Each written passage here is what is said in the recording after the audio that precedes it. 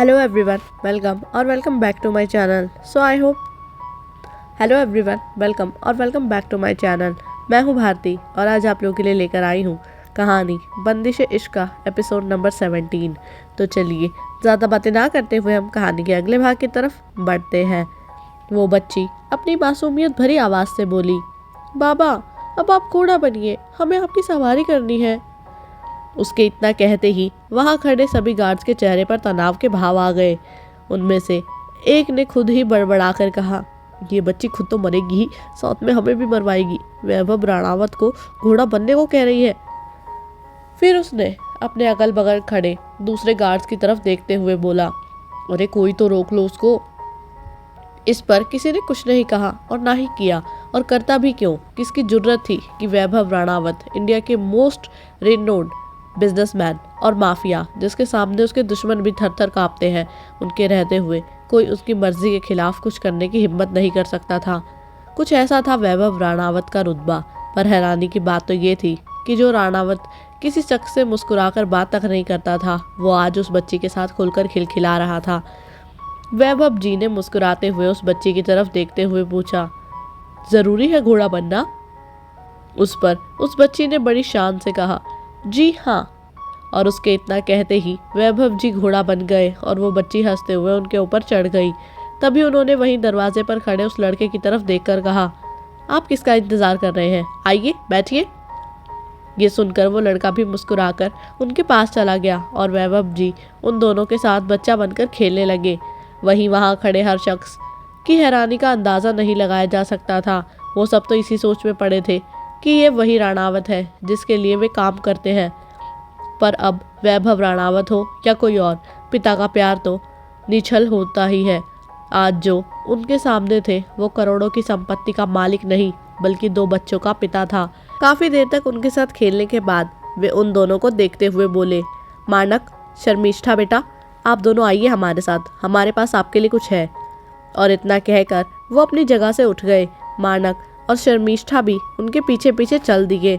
उन्होंने अपनी अलमारी का एक कबर्ड खोला, जिसमें खोलते ही उनकी आंखों के सामने कई यादें रील की तरह तैर गई, और साथ ही साथ तैर गई उनकी आंखों में एक नमी, जिसे उन्होंने बड़ी ही अच्छी तरह से मानक और शर्मिष्ठा दोनों से छुपा लिया था। उन्होंने उस कबर्ड में से एक बॉक्स निकाला और उसे खोला, जिसके अंदर चांदी की एक जोड़ी पायल और एक सोने का कड़ा काफ़ी संजीदगी से रेशम के कपड़े में बंधा हुआ था। उनके कानों में किसी के कहे शब्द गूंज रहे थे, वैभव, ये सोने का कड़ा हमारे मानक के लिए और ये सुंदर चांदी की पायल हमारी शर्मिष्ठा के लिए। अच्छे रहेंगे ना? हम अपने दोनों बच्चों को ये अपने हाथों से पहनाएंगे। उनके मन में इस चीज़ का ख्याल आते ही एक टीस सी उठ गई।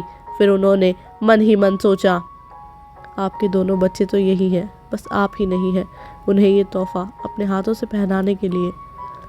और फिर उन्होंने अपने चेहरे पर मुस्कान लेकर अपना रुख उन दोनों की तरफ कर लिया।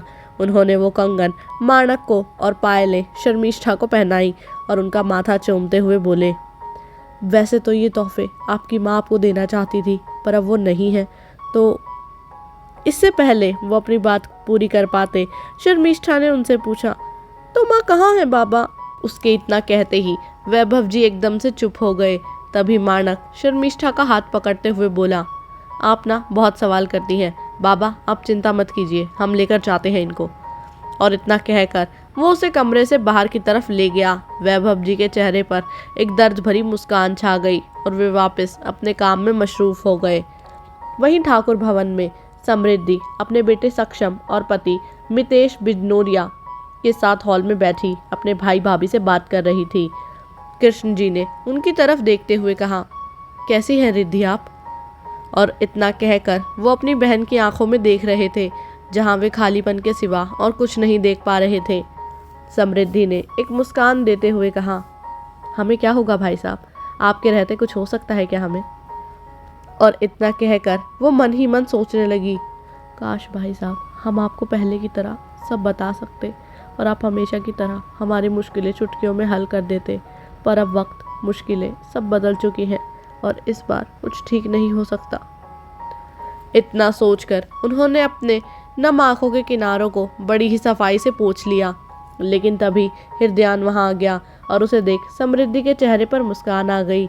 वो उनके गले लगा और फिर जैसे ही उसकी नज़र मितेश पर पड़ी, उसकी नज़रें पैनी हो गई और उसने अपनी गहरी आवाज़ में उन्हें घूरते हुए पूछा, कैसे हैं आप बिजनोरिया जी?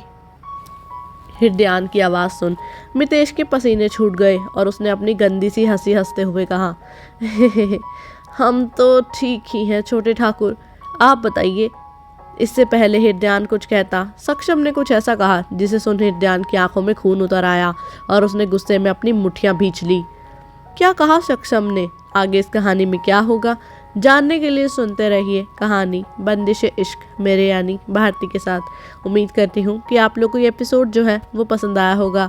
अगर आप लोग को ये एपिसोड पसंद आया तो वीडियो को लाइक करना, चैनल को सब्सक्राइब करना बिल्कुल भी ना भूलेगा। बाकी जब तक नेक्स्ट एपिसोड आता है तब तक के लिए बाय एंड टेक केयर।